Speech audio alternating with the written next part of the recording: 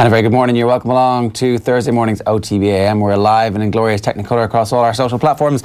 And if you just want to listen to us, you can log on to offtheball.com and hit the listen live button, minimise us. And we are breakfast radio in your ears every morning, talking nothing but sport and some Game of Thrones, hot Game of Thrones action. How are you? Good. How are you? I do want to just tease out a little bit more about your weekend.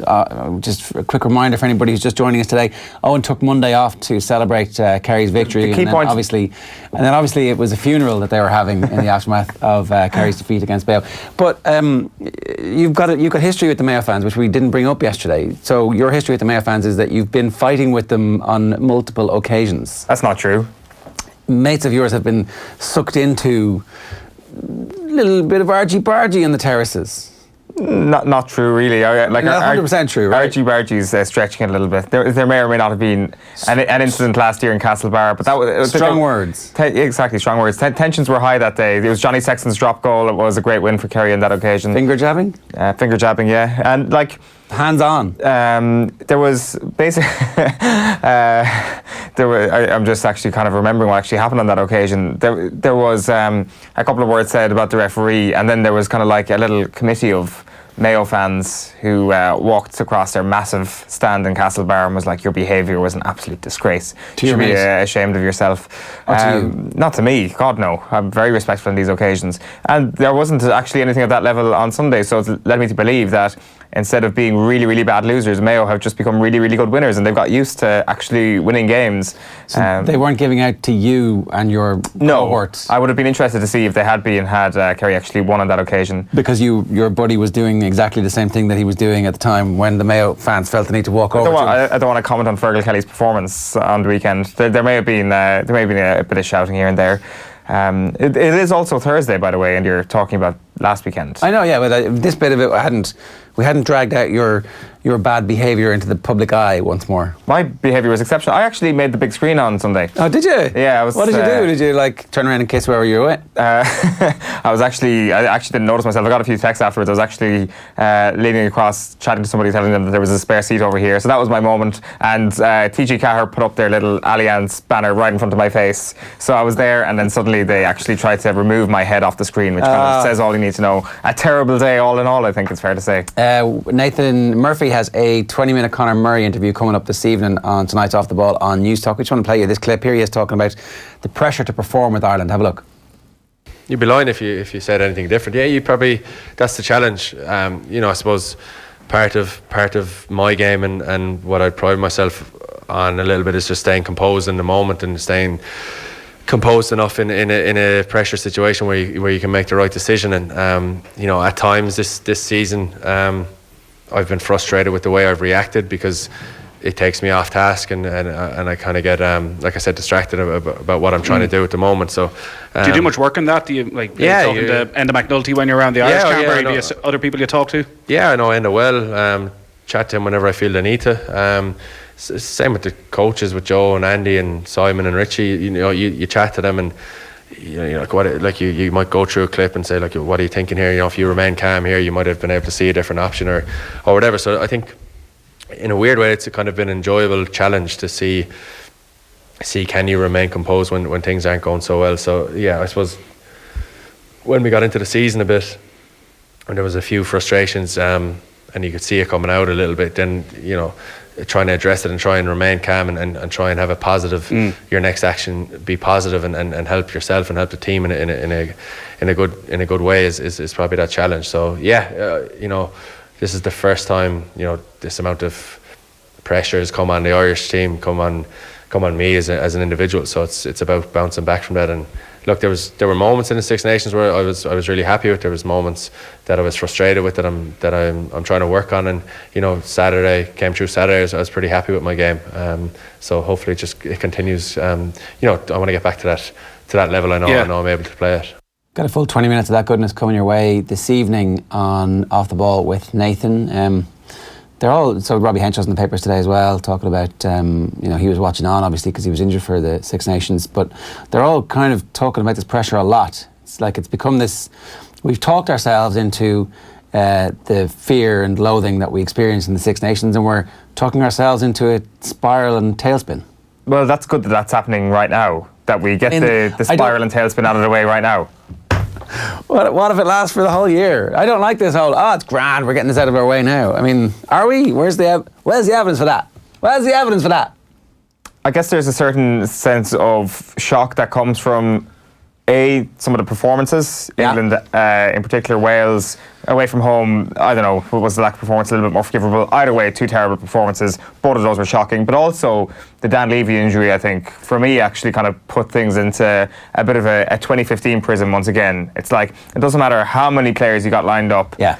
If your top level talent is getting injured, you are going to bear the brunt of it. And ultimately, on a practical level, you've got Joe Schmidt, who's got months and months now to actually prepare for who is going to fill in that position and who's going to be backup and who's going to be backup to the backup. But also, in their psyche, the whole shock of actually having one of your best players out for the entire tournament is going to be lessened by the time we get to Japan. And I wonder if that's going to help things along a little bit. Like, we're getting this out of our system now. It's not going to get worse, I dare say. Like, both Munster and Leinster have got to the Champions Cup semi-finals. Once Munster won on Saturday, we knew that there wouldn't be a performance hangover into the Champions Cup, because I was a little bit afraid going into last weekend that, Munster would get knocked out, and obviously in the other situation, we always had the banker of one of the provinces getting through, so it was never going to go wrong. I don't know, I'm a little bit more hopeful than you seem to be. I can't see any way that Dan Levy's injury makes you feel hopeful. I mean, I get the point that you're making. It's happened now. We've got a long time to prepare for what's happening, but we can't replace Dan Levy. That's the main problem I have at the minute. And in terms of form, though, I completely buy his idea that his performance was good on Saturday, that he can play his way back into form. Yeah. And ultimately, hopefully, he's got 2 big Munster games, huge Munster games, and who knows how they go into Pro 14 as well before the end of the year. Yeah. Look, I don't think that I don't really have any worries about the form of our 9 and 10 that everybody's so annoyed about. It's that our pack gave them not great service, and loads of other things happened as well. They didn't have. It turns out Robbie Henshaw is really important for this team, or it turns out that at 12-13 access needs to be a bit more creative than it was in the Six Nations, and that having Robbie Henshaw there is going to be important for us. So look, I'm not as worried about the individuals. It's just that the notion that somehow it's good that we're playing badly at the minute because it's not playing badly at the World Cup. Well, it's good that we're getting this out of our system. It's good that it's happening now. That's just, Yeah. It's just it's definitely better that it's happening now than in October. Yeah, but it's not cause and effect. We don't get it out of our system. You don't just kind of say, I'm done being.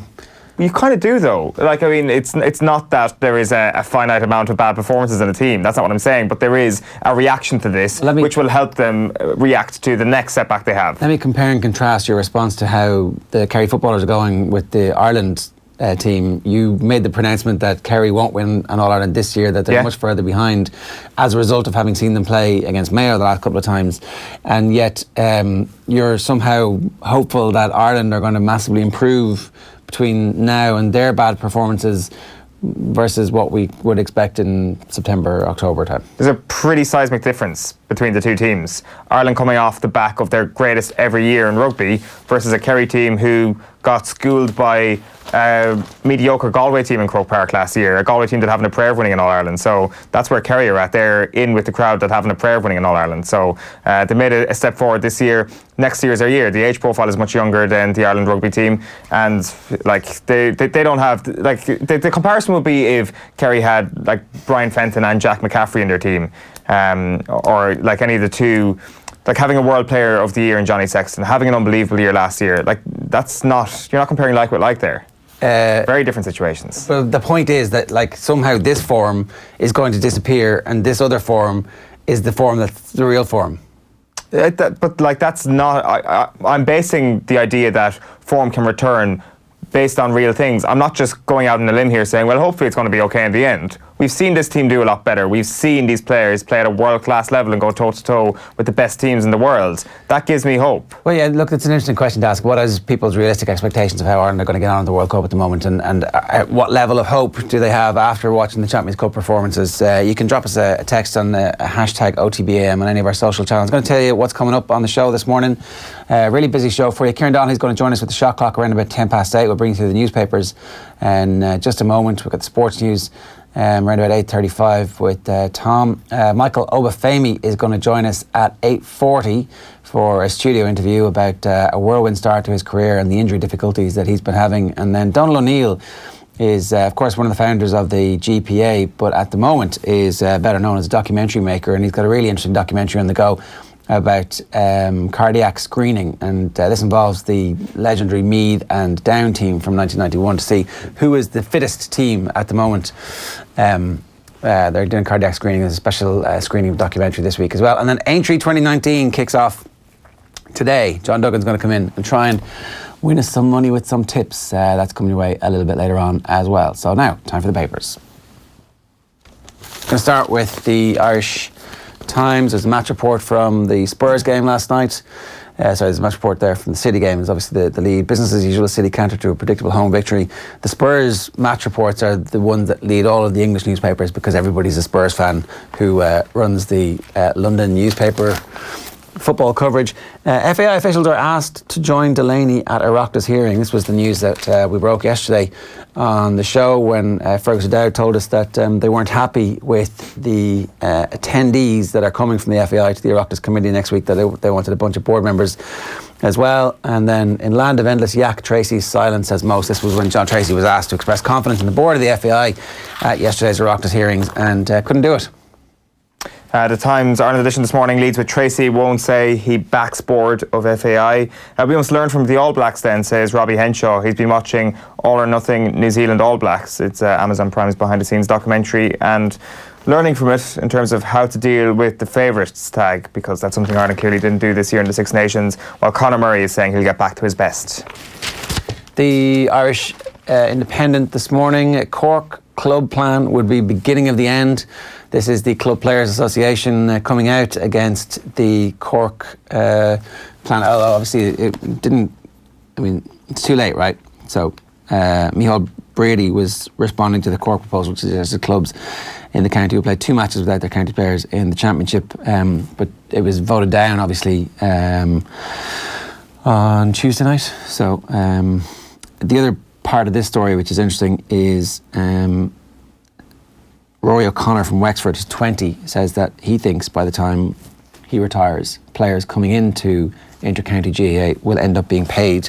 Brian Cody's been hit with a double blow ahead of next month's Leinster Senior Hurling Championship. Killian Buckley and James Maher are unlikely to play any part for Kilkenny in the round-robin series. It's getting to that point now where we're actually only 5 weeks away from the start of the Hurling Championship, and the games start. They come with like a bang, particularly in Munster.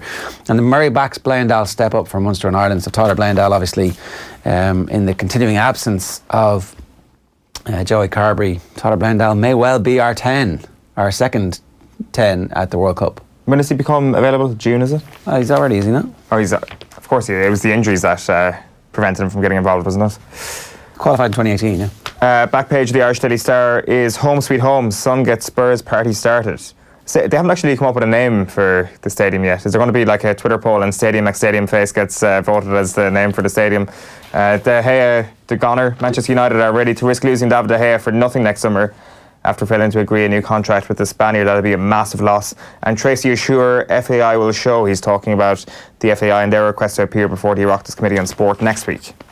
It's going to be Cashy McCash Pants. That's what Spurs will sell it to. Smiles ahead. City ease past Cardiff to go back on top. Kevin De Bruyne, pretty good at football, it turns out.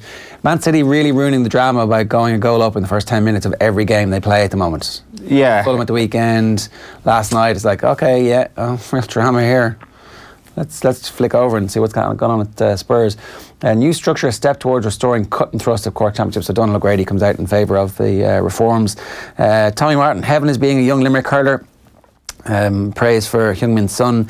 And then Blandall can steer Munster ship, says Conor Murray. So obviously Conor Murray is doing the Browns in the papers today.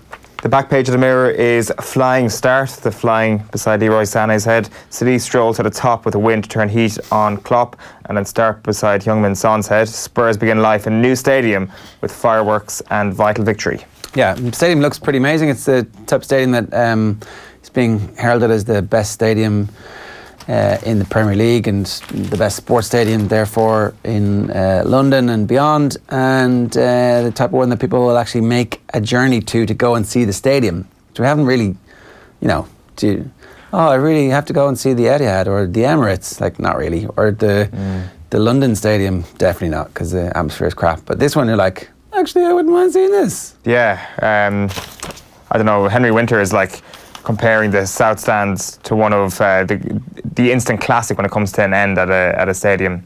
So is it like the Wall in Dortmund? I don't know. You need to kind of be there to appreciate it. It has struck me that I do kind of want to go and see a team play there. Maybe not Spurs, but I just want to. I do want to see it. Arsenal fan dying to see Spurs Stadium. Son in a billion. Tottenham home win. Spurs 2, Palace 0. Rory can see cash of the ash. There you go.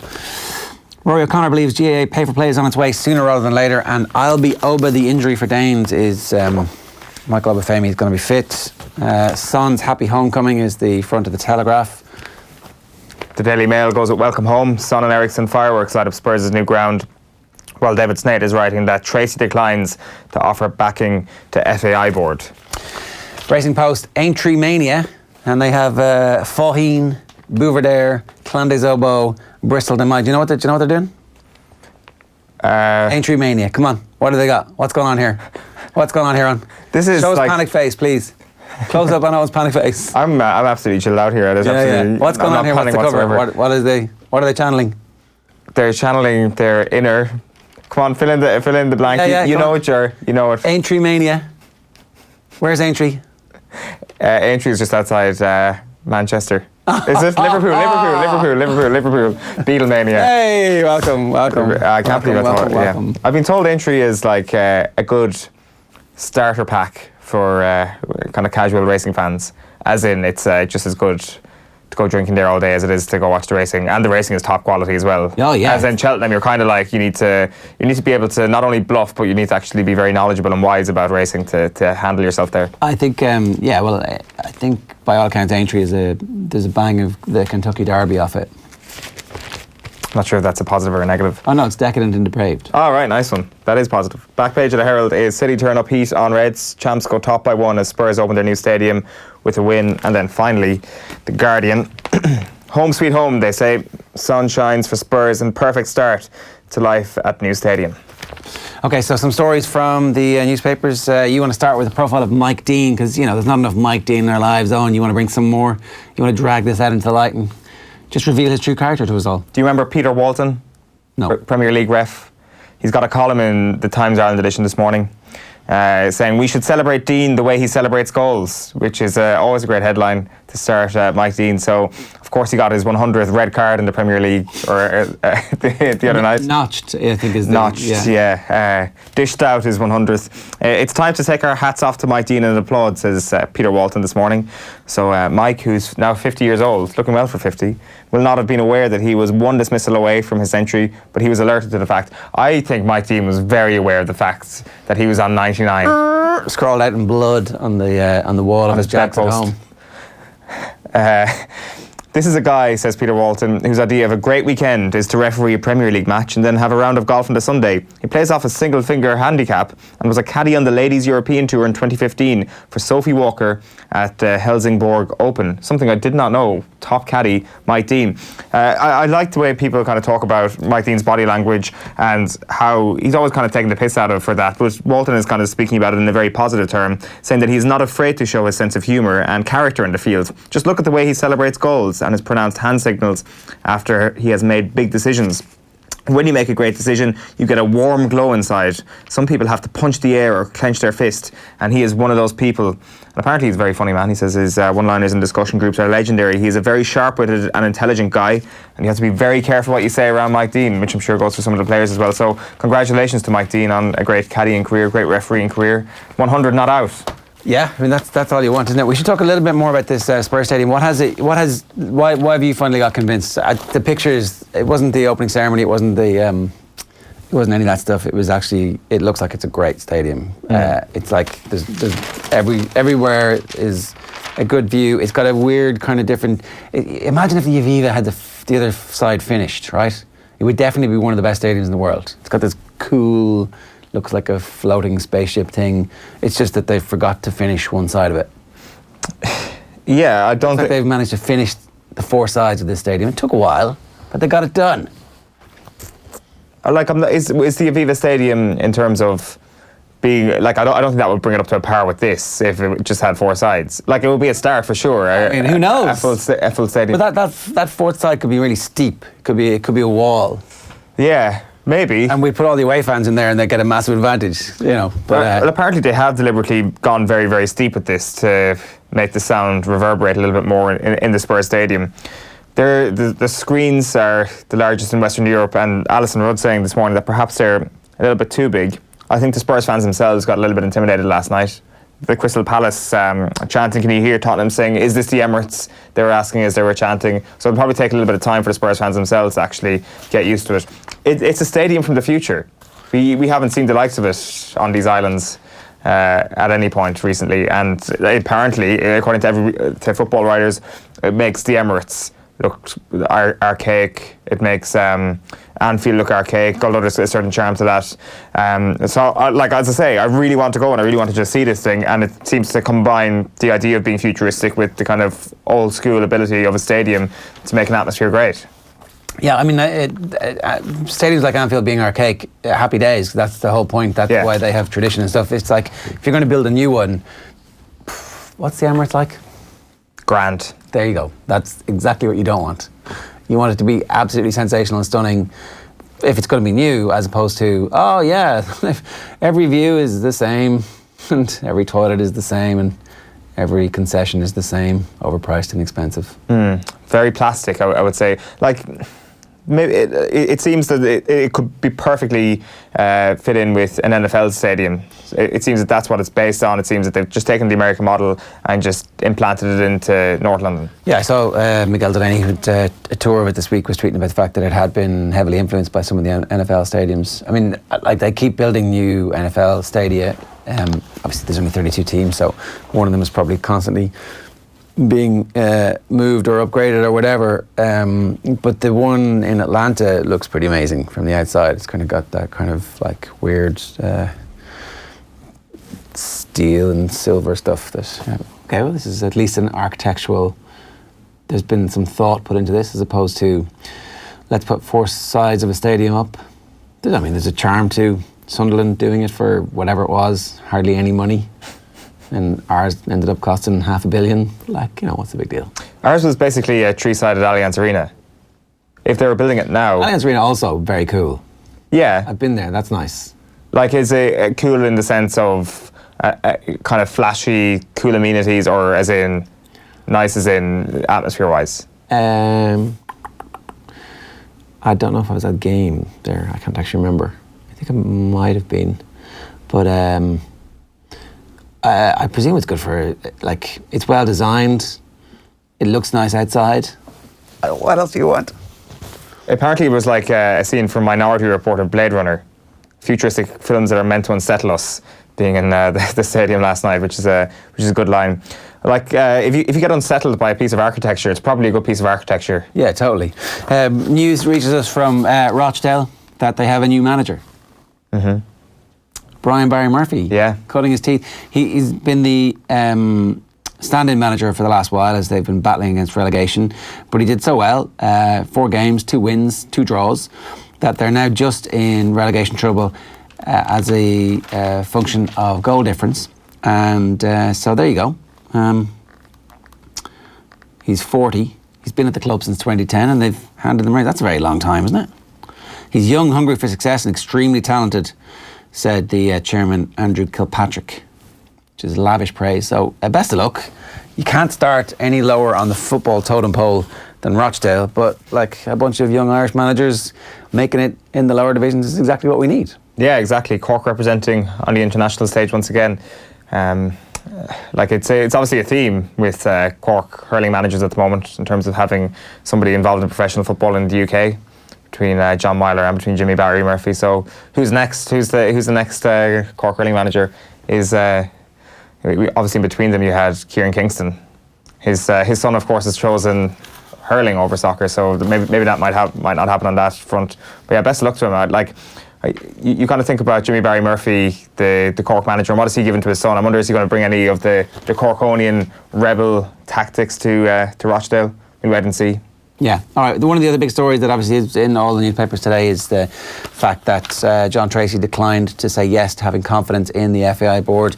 John Treacy and Kieran Mulvey were before the Joint Oireachtas Committee on Transport, Tourism and Sport yesterday. We had Fergus O'Dowd in studio yesterday, and we did ask him to make sure that the format would be different this time, and it was different, and it yielded much better results, and the format's going to be different next week when the FAI come in. But it turned out the FAI had yet to properly answer the questions that Sport Ireland had sent them with connection to the €100,000 loan that was given to them in 2017 by John Delaney. So obviously we're going to talk about this a little bit later on, but we've got the shot clock coming up next. Last night on the show, Dan McDonald, who I think was at the joint hearing of the Oireachtas Committee, was on talking with Joe on the football show. Have a look. The specific question was, do you have confidence in the FAI board? It's a yes or no answer. Well, I'm not saying yes.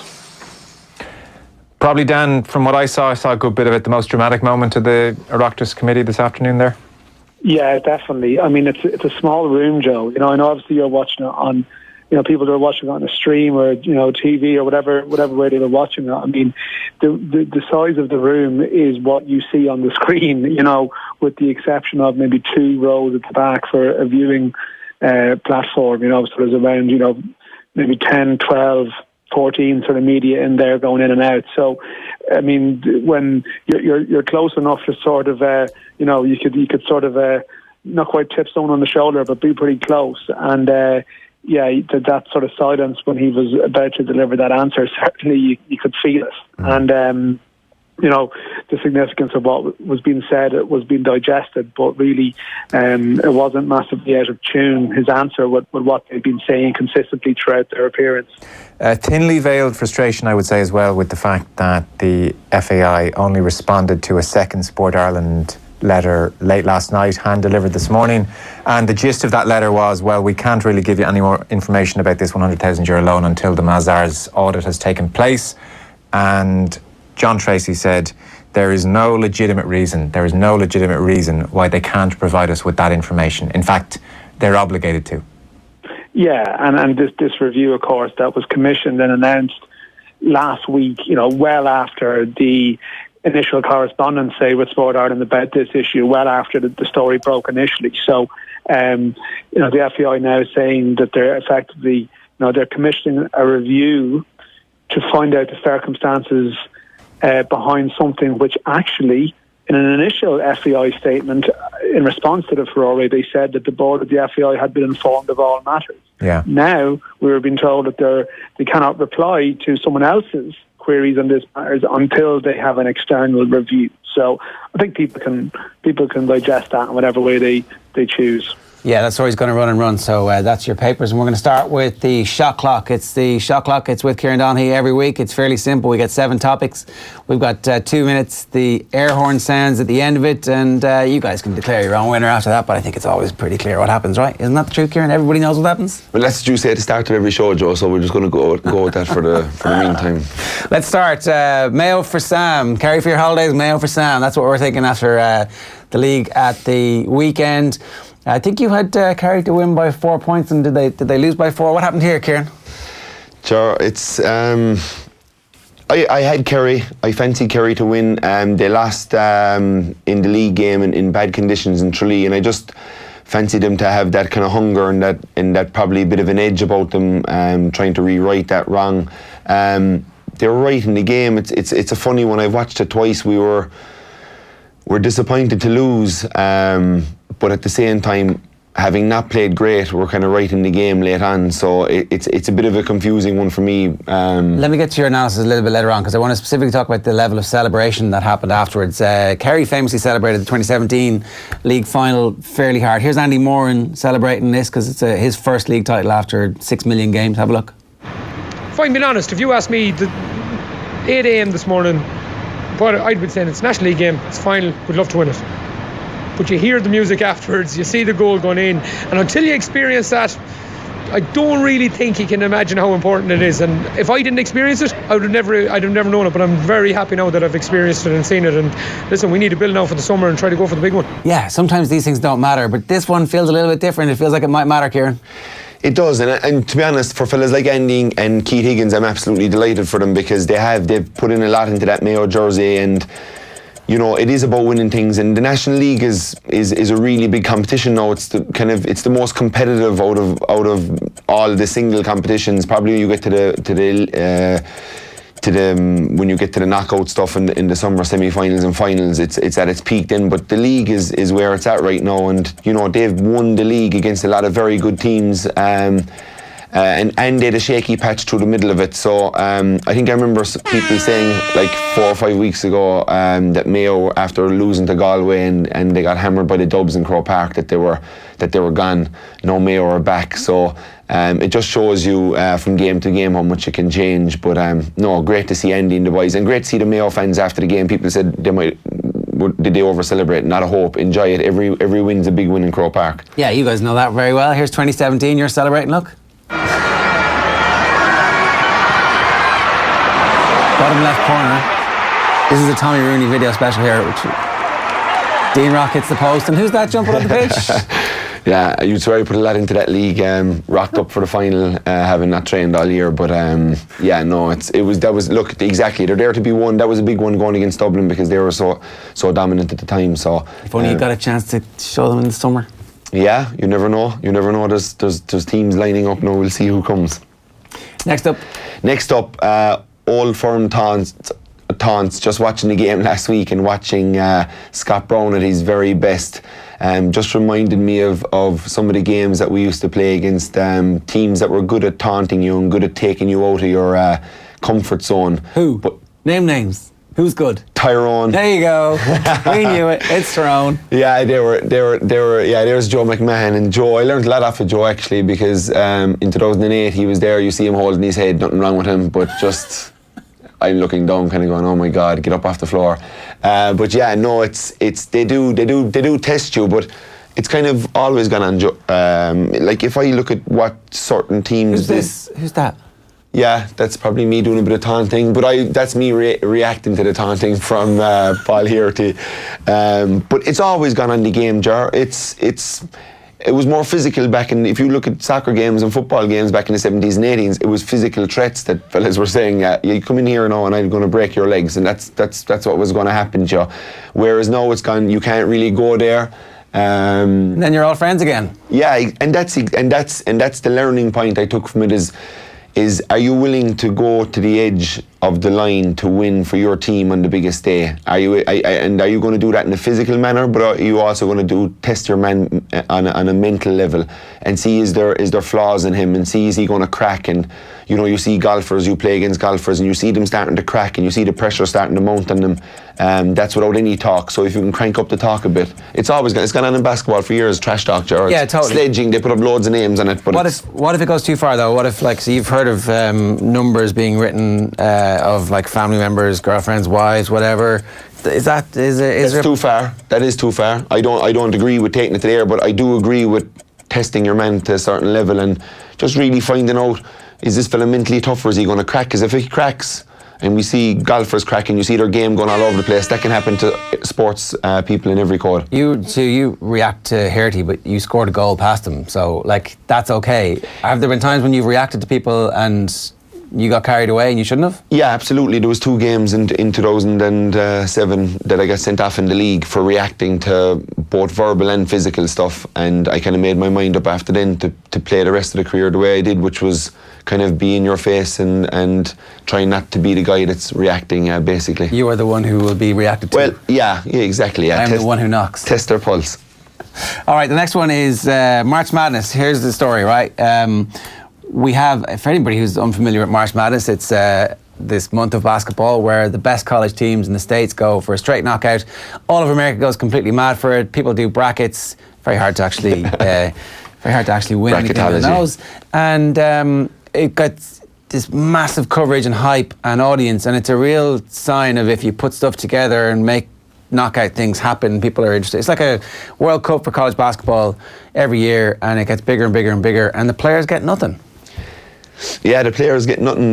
We've got Michigan State versus Texas Tech, and we've got Virginia versus Auburn. Them games are on at 10 and 12:30 this Saturday. So if you want to watch a real high-level college basketball, tune into those games, because those kids would be literally dying to win the game. They'd fight in their back to win the game. But it's amazing the viewership these kids are getting. A lot of them are 18. The varsities this year are on this week in Ireland, where the college teams go play.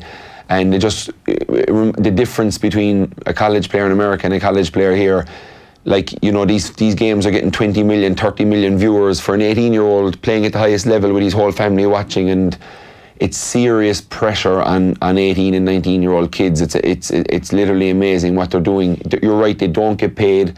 Some of them will go on to the NBA, some of them will go on to Europe, some of them will go on and never make a bob out of basketball and just go back to a working, a regular 9 to 5. But interesting enough, the players get nothing, but John Calipari, who's the head coach of Kentucky, there was talks of him going to UCLA for 48 million over 5 to 6 years. So, wow. That's big money, right? Yeah. Wow. Coach college kids. And they never make it. Do they make it to the NBA sometimes? Is that where does the NBA come looking for? Yeah, that's all the top players in this March Madness will. A few of them have already declared that they're going to the NBA. But if you're a coach, is this a pathway to become a coach in the NBA or not? It's nearly the college job. A lot of them prefer coaching the college kids, because when you're coaching college kids, they're there on scholarship. You tell them be there at 9 o'clock if they're not there at 9 o'clock. And you see, there was Tom Izzo, the great coach from Michigan State, who's also got his team. There he is. He's got his team. He'd a row with that kid Henry there during March Madness, and there was a big debate about, is that style of coaching gone? He was really aggressive with him. He's in his face coming off.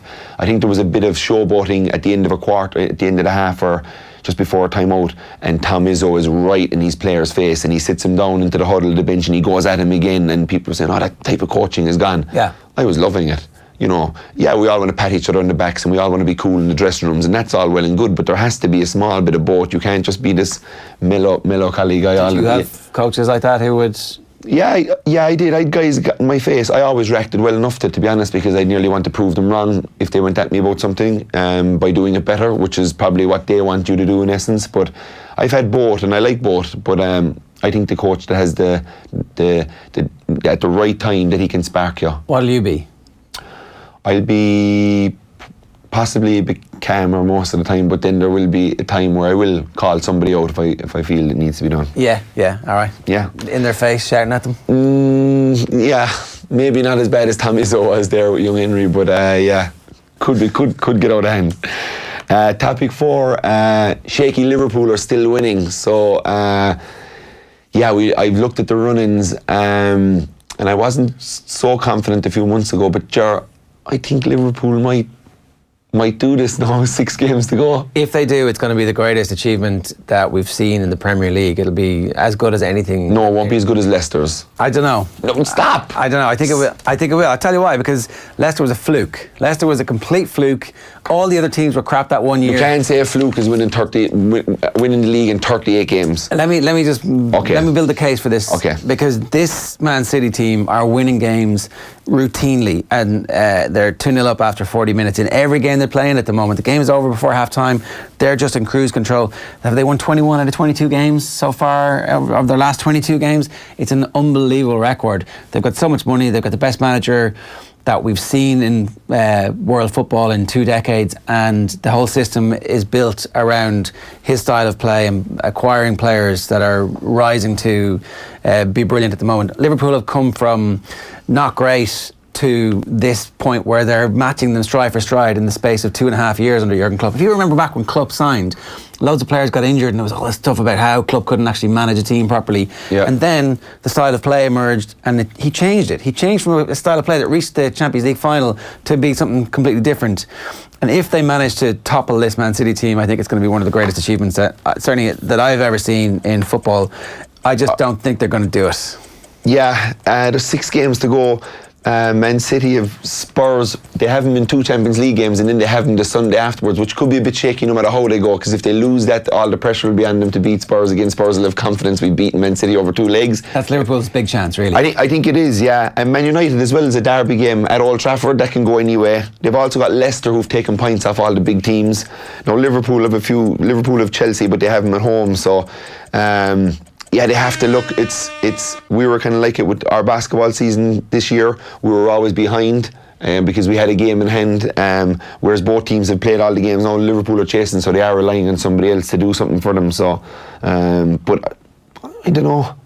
I know Liverpool fans, and I'll never hear the end of it if you actually win the league. But I'd like to see Liverpool win more than Man City. The win at the weekend, a last-minute surge or something like that. Yeah, it's big.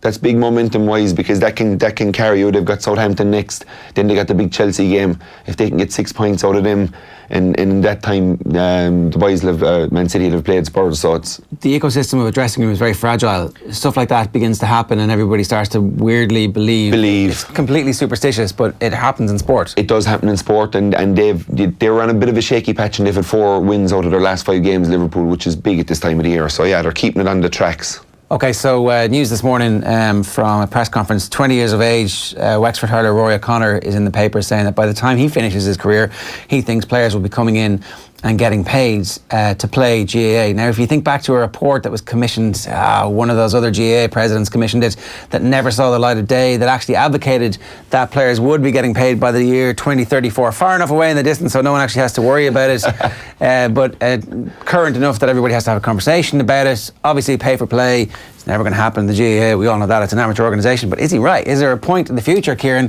where somehow we actually just decide the right thing to do is to pay some players some money? Look, he's talking about the work that goes into being an inter-county player, and absolutely it's huge, it's demanding, but if you don't think you can do it, or you don't have enough time to do it, there's going to be somebody else in the county that's going to jump in and do it. It is getting far more serious than it was. It's never going to be pay for play. I certainly think the GAA or someone should approach tax breaks. I think are the only way that players can get a break for what they're putting in for their counties, and what they're putting in to represent their counties, and what they're putting in to bring income into their counties on match days, going to hotels to eat after games. Everything that goes into being a county player has a knock-on effect on the community, and if your county is a good run in the competition, your club is a good run, there's a big knock-on effect there. But I think you can only get to the stage where if you've played for your county for 15 years, you get a certain tax break. If you play for your county for 10 years, you get a certain tax break. If you play for 5 years, you get a certain tax break. Not so you're not coming in for a year. And let me just play devil's advocate for a second. Yeah, what about the volunteer who's volunteered for 40 years and has never got a tax break? Like, how do you place the value? I think the volunteer depends on the volunteer has they're unbelievable in the GAA community. We wouldn't function without the volunteers in every club. But what inter-county players are putting off on their actual lives to represent their counties now is a huge demand.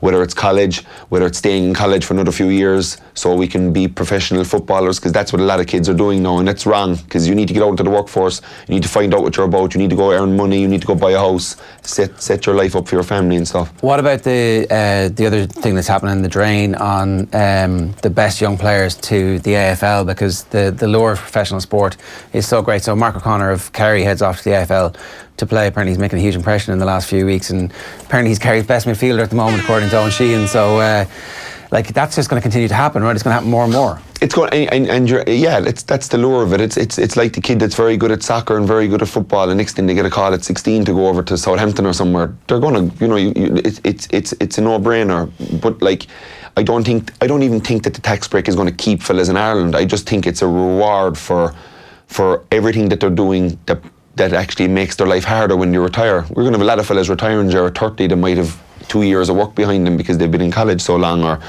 because they went and took breaks or whatever, or couldn't. Like, it's very hard for a guy to actually go in now at 8 o'clock, work till 6 every day. That's hard for an inter-county player to do. Where do you do your gym? Where are you getting the right diet into you? There's so much that goes on. So I think tax breaks. Just give us tax breaks, Jar. Yeah, I'm not sure about that. Stop.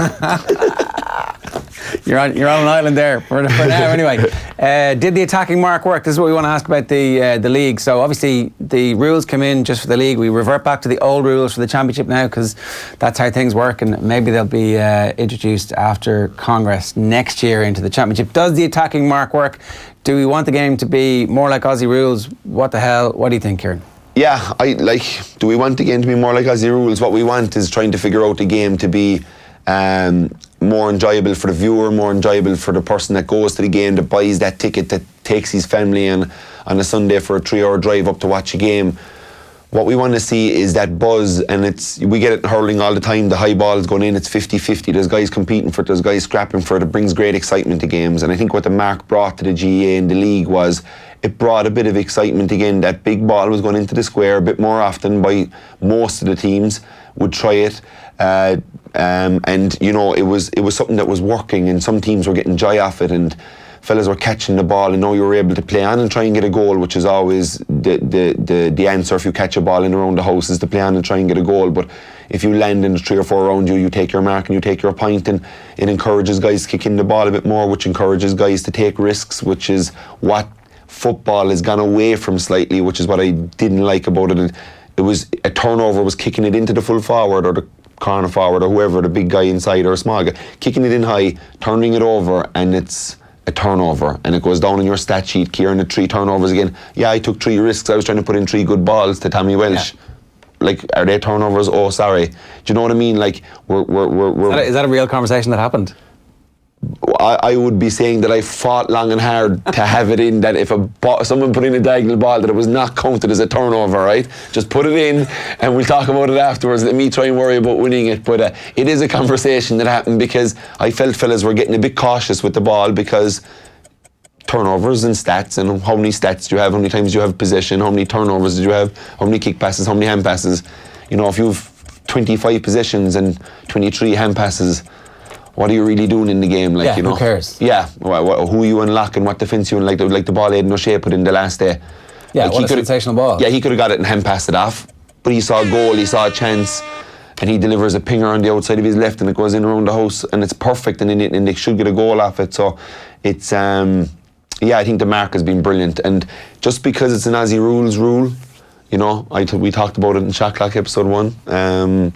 The 50-metre rule, if anybody's still listening out there, please bring it in so we can get rid of these fucking black cards and yellow cards. I think it's a great idea. I mean, we should continue that lobbying campaign that we have. Let's move on and talk about Aidan O'Shea's performance, because we want to ask the big question is who can actually dethrone Dublin. We've got 5 minutes on this. It's our proper analysis of the league campaigns of the 2 teams, and I think that you know, Aidan O'Shea's performance, and I think the return of James Horan has made it all make sense. Everything that has happened over the last number of years now seems to me to make sense. That Horan went away, took a little bit of time out, thought deeply about what was happening in the game, thought about what he'd done wrong the last time, comes back. There's just a right blend of those young players coming through, expressing their leadership, and look, I mean, it would be a massive outpouring of emotion for 30 counties.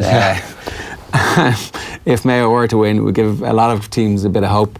And I think they're right there. I think they're just nipping at Dublin's heels at the minute. Yeah, they are, and they were. You know, when you look at last week, when the game was there to be won, I think really it was just Mayo who grabbed it that bit more, and you know, probably that bit more desperate for the win. And it you know, we watch it so much top level sport. It often boils down to that. It was just, we can talk the tactics and they do matter, and you can talk about instances in games, but it's the 1%ers, it's the hunger levels around the pitch, it's the getting back, it's getting a hand in, it's taking a goal when some people say you should hand pass it over the bar. It's them little inches that make the difference, and I think Mayo have definitely, you're right, under James Horan, just found a bit of rejuvenation. That win against Kerry was their statement. They'd lost 2 and they came down to Tralee, down to Kerry, who hadn't lost, and they said, we're winning this game. And that's what it looked like 5 minutes in.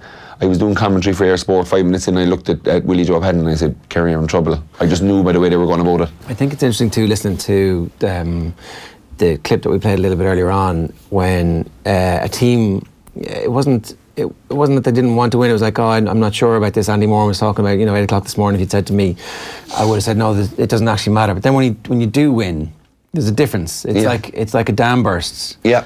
And I think that's what I'm most interested in seeing, what the impact of that is from Mayo's perspective, is that so they've always been a mean team. You know, you could see them going up against Dublin and never taking a backward step. Yeah. And almost no other team, maybe your team, but almost no other team has been the same. Even Tyrone, who traditionally would have been able to match Dublin, always took a backward step against Dublin as soon as Dublin smacked them in the mouth. That Mayo team never did. But there was just a little bit of something. There was something in the back of their head that was saying they're not going to get over the line. You get over the line in a big game like this, coming from behind the way they did, I think that has a knock-on impact and propels them into the summer as like a very, very dangerous side. Yeah, it probably propels them into kind of number 2 spot behind Dublin, really. I'd kind of Kerry there. I still think Kerry, if they get things right, I think possibly they might have to look at getting Sean O'Shea out to the middle of the field to play alongside Jack Barry. I think Diarmuid O'Connor was very good there the last day, but I think himself and Jack are very similar type players. They're both extremely talented athletes. They both work hard and they both got great running ability, great carrying ability, but they're both similar. And I always found it in field, it's always good to have a kind of a fella that's solid defensively, that can carry, but then it's always good to have a footballer, and we've been very lucky to have Dave Moran for the last kind of nearly 10 years as a midfielder for Kerry, being a ball player, being able to give him the ball, and Dave's coming back, and that's going to be a huge thing for Kerry in the summer. But I think Kerry have so many forwards. I think you can get a guy like Sean O'Shea and say, Sean, go out to 8 there and get on as much. He can do the same from midfield that he does from centre forward. He can come on late and score points. He can take all the frees. He can use his athleticism. He can use his ball playing ability, and maybe not be tagged as hard as he was at centre back the last day when they basically put Lee Keegan on him and said, wrap this kid up, just do what you did to Diarmuid Connolly them a few times and make his life a misery. And is that an option, do you think? Is that been... I played my first ever game against Sean O'Shea, and my first time ever coming across him, I knew of him, was playing midfield against him in a county championship quarter final, and he gave me a run around. Now I was probably 34 at the time, but he was brilliant. He was tough, he was hard, he was good. Right. He was good in the air. But again, it was his football that I found the hardest thing, because every time he got on the ball, he was taking me on. He was playing 1-2s. He was power running off me. So it was. He is. It hasn't been looked at, and he probably played so well at centre forward for UCC and Kerry so far this year that people would be like, no way. Yeah. But just think about it. Like, Kerry have an amount of forwards. We're struggling for a ball player in midfield. We've tried Mark Griffin, who's been very good again, but solid, and a defensive presence, bursting forward, making runs. But again, there's no comparison in football ability between Sean O'Shea and any of the three of the other lads. And I think we just need a bit more footballing ability out around midfield. And, it'd free him up. Like, it's much harder for a midfielder. Midfielders aren't tracked really to think like a centre back or a corner back, where they're constantly watching you as a man. Yeah, so they switch off you. Yeah, they switch off you, look over their shoulder, go help somebody, and then Sean is coming off your back. But I think something like that. Kerry I was happy enough with Kerry last day, but there was stages where we were making mistakes where, I don't know, was it tiredness? Was it that the running ability of Mayo eventually wears you down? But we made mistakes in the second half that were criminal, turnovers. I think though that, we were talking a little bit about this earlier on, that Kerry are a team, because of their age profile, who will not be the same team come July and August, that actually their ability to growth, as the ground quickens in horse racing, they're going to grow into themselves because they're such a young team. Yep. And actually being a young team is a real advantage at this stage of the year, where you've come so far that your growth can be exponential. Whereas I'd say with Mayo, we have a fair idea that Mayo are going to improve consistently over the course of the summer, but we know exactly what they're going to be. With Kerry, they have no ceiling. They could be anywhere, and they could be anything. They could, and I think the result of the weekend was good for both sides. It'll put Kerry, that 5 wins in a row, and then everything is going so smooth. It'll curb a bit of that, which is good for Kerry. we like being kind of, we like coming out of the long grass. And there was no long grass if they'd won that game. Yeah, well, if they'd have beaten Mayo and Tralee and beaten Mayo and Croke Park, they'd have won 8 in a row, and everyone would be saying, "Oh my God, Kerry, you're flying." So they're right there. They're right there. I think 1 or 2 tweaks, and I think it's going to be exciting. Them 2 teams are certainly knocking on the door. Realistically, there's 4 teams, maybe 5, who consider themselves challengers to the Dubs. You've got Mayo and Kerry, who we've spoken about. Tyrone will obviously feel pretty good about life. And Galway and Monaghan beat them in the league. Are they sneaking into, if we were to rank top 5 contenders? Yeah, I think Monaghan on their day are definitely in the top 5. I just don't know, did I see enough out of them after that first Dublin game in the league this year to merit that? But you look at Donegal coming through again with Michael Murphy back fit. He's a big presence for them. They're going to be thereabouts. They're going to be in the Super 8s again. So I'd maybe sneak them into my top 5, but certainly Galway Tyrone is a hard one to pick who's ahead of who, because Tyrone, probably been in the All-Ireland final last year, would merit it, but I just think if Galway get it right with their defensive shape that they have, but if they can go away now for 6 or 7 weeks and kind of figure out, okay, get these few Corofin lads inside. What do you do? What's your movement? Can we learn a bit? Like put the egos away. If I them Corofin lads, I'd be coming in and, what are you doing? If I was the manager of God, what are you doing in training? What do you like to do? 3-man weaves, though, right? We've talked about the 3-man weaves, but I think they're doing a bit more than 3-man weaves. But I think actually they just have a bunch of smart players, Corofin, and I think the more of them you can get into your forward lineup, the better. So, and you've Damien Cormack coming back. So let's rank them. Mayo number 1 to challenge Dublin. Yeah. Mayo. Oh, Kerry. You want to say Kerry? Okay, so Kerry number 1. We'll give Mayo number 1. All right, okay, so it goes Mayo number 1, Kerry number 2. Yeah, I think Galway, if they can get Comer and the Corofin lads in, and Tyrone. That's very tight between Tyrone and Galway, but I think they are the top 4 or 5 teams in the country with Dublin. And then you've got your Monaghans, your Donegals after that. Okay, so Tyrone are ahead of Donegal just a little bit. Yeah, all right, good stuff. That was... Sure, we'll see, I suppose. But I don't feel the same way about Dublin this year as I have done in previous years, where they are unstoppable, where you kind of know, look, this is all just charade this year. It doesn't feel that way. It feels like they're going to get games, that there will be doubts, that we haven't seen Dublin perform at a level that we know they're capable of since last year. And even last year, they were kind of grand. Yeah, Dublin always have the answers.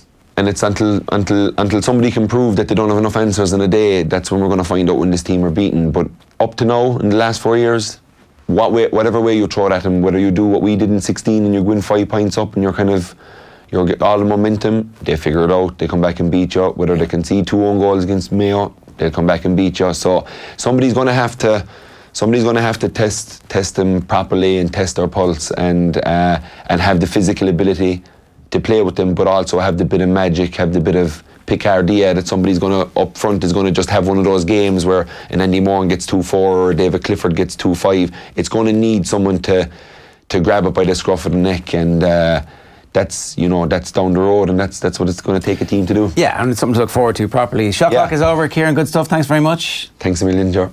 Right, we've been looking back at our back row power rankings all this week. Here's who Liam Toland reckons is Ireland's number 1 open side. Have a look. For me, if you'd all the open sides available to Ireland, the best open side in Ireland is still Sean O'Brien, in the sense that he can do it all. He can carry, his breakdown. About 5 years ago, he changed his breakdown routine.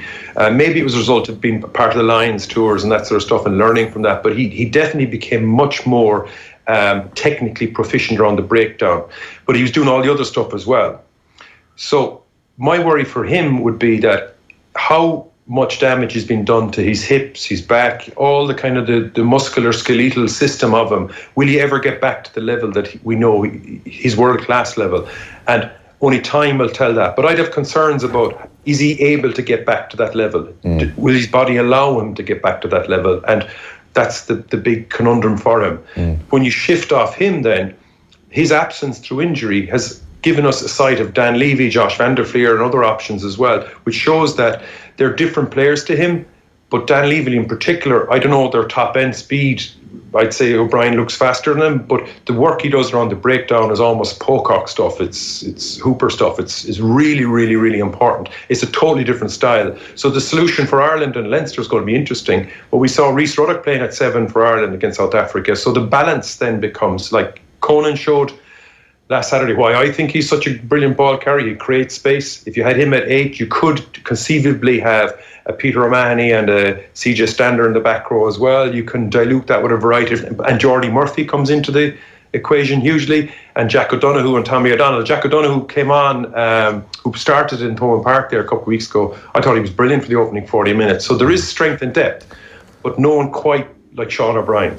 Yeah, that's unfortunately the truth. Neil Treacy is here with us. Neil, how are you? Good morning, Ger. How are you? Sean O'Brien, our number 1 back row. Yeah, probably at the moment. It's probably a bit cruel to say, but like, an injury like that for Dan Levy, it does open the door. The opportunity is there for others, and Van der Fleer and Levy probably would have got that opportunity last year when Sean O'Brien was out injured. So it goes around both ways.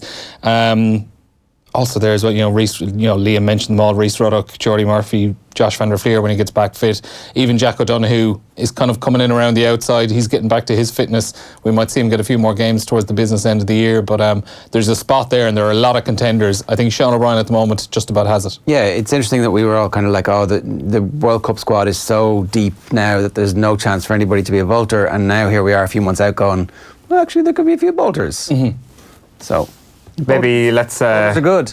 Picking a World Cup team, World Cup squad in January sometimes doesn't work out. Who would have thunk it? Just exactly, yeah. We should pick a team just of bolters. Where are we starting? Manchester City, obviously. Their game of cat and mouse with Liverpool at the top of the Premier League table continued last night.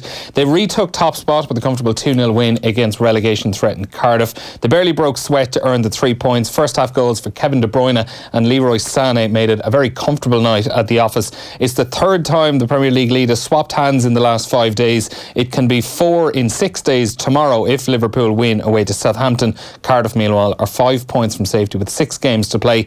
After last night's match, City boss Pep Guardiola said it was a job professionally done. We have the feeling if we drop points, we will not be champion. Midweek, Cardiff, all the people say will be easy. The way we start, the commitment in all details, in the corners, in the throw-ins, in be focused on what we have to do, it was really good.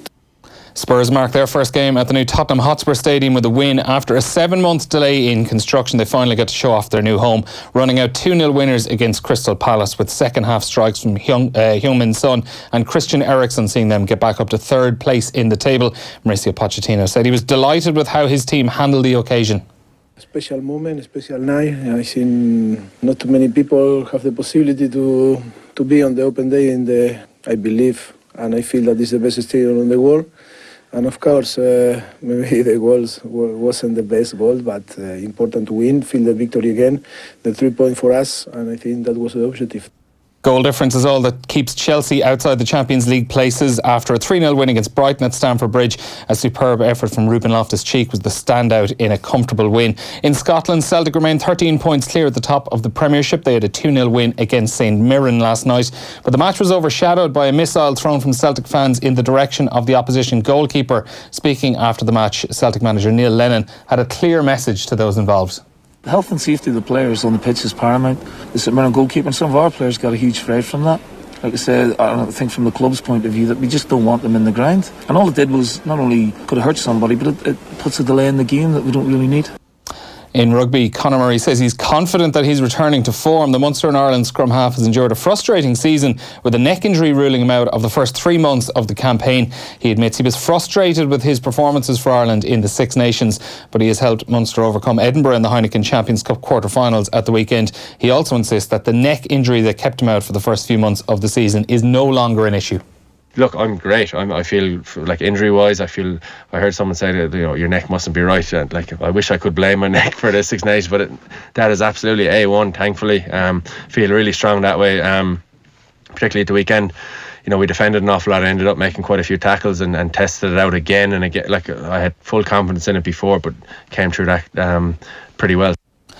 Robbie Henshaw hopes to be back in action for Leinster's Heineken Champions Cup semi-final against Toulouse. He's been missing since picking up a dead leg in the Six Nations defeat to England in February.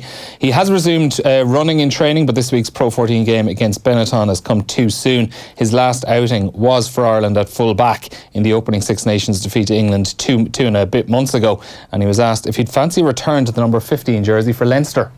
Listen, I started my career at full back for Connacht. Played loads there. I was happy to play there against England. It's a different kettle of fish at international level, and I know that. But I'd be happy to play there again. But at the moment, it's probably back to the centre in Leinster and focus on my rugby there and finishing the season strong. Mad details in the papers today about the nature of the interview. Saw a specialist in England. The specialist said it's one of the rarest forms of dead legs he's ever seen. 4 in his entire life. He's seen 4 of those. Yeah. Wow. Blood vessel leaking, yeah, in his upper leg. Just the connection. And it just gave off all the basic symptoms of a normal dead leg initially. I presume to Robbie Henshaw it did, yeah, and he was wondering why is this thing taking so long? Because I presume when you get injured in the lead up to a game like he did before the Scotland game, there was a chance probably in the Ireland medical team that this guy could play this weekend. And now here we are weeks and weeks later. So I presume it was instantly appreciated by the medical staff in the IRFU that this thing was a little bit different, and the specialist was like, yeah, I've only seen 3 or 4 of these things in my entire career. Incredible. So Munster and Ulster will both name their teams this lunchtime for tomorrow night's Pro 14 games. Munster host Cardiff in Cork, while Ulster travel to the Glasgow Warriors. In racing, there are 4 Grade 1s on the opening day of the Grand National meeting at Aintree. Le Bagarra is set to go off favourite in the opener. The Devonish Manifesto Novices Chase at 1:45. The feature on day 1 is the Aintree Hurdle at 3:25. Bouverdaire is an odds-on favourite to bounce back from a 3rd place finish in the Champion Hurdle at Cheltenham last month. And finally, Graham McDowell's bidding to secure a last-minute place at the Masters this week. The final spot at the first major of the year will go to this week's winner of the Valero Texas Open. Padraig Harrington and Seamus Power are also part of the field in San Antonio. All right, good stuff, Neil. Thanks very much for that. We will be getting John Duggan in studio a little bit later on to give you some Aintree tips.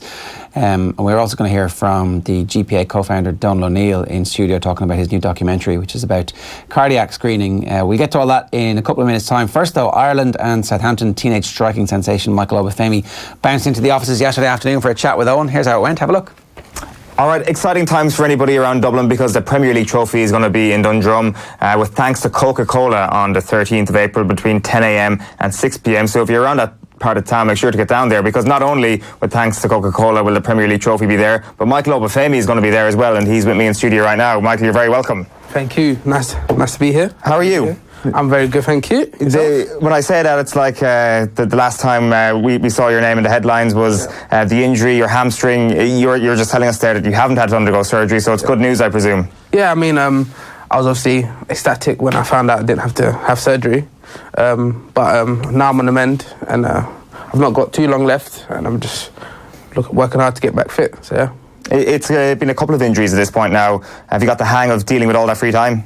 Yeah, I think the first one I struggled with because obviously I was in the first team, and obviously I wanted to play, but obviously that set me back, and I struggled a bit. But now I think this one I've come to terms with it, and I've learnt how to manage it off the pitch as well, doing stuff like watching other players, other strikers, and like learning how to adapt my game when I come back and get back training. So yeah. Who are you watching? I've been watching Suarez. He's very smart. He is. Very smart. I've been watching Aguero and Lacazette and Aubameyang, really. Right, that's... there's similarities in their play.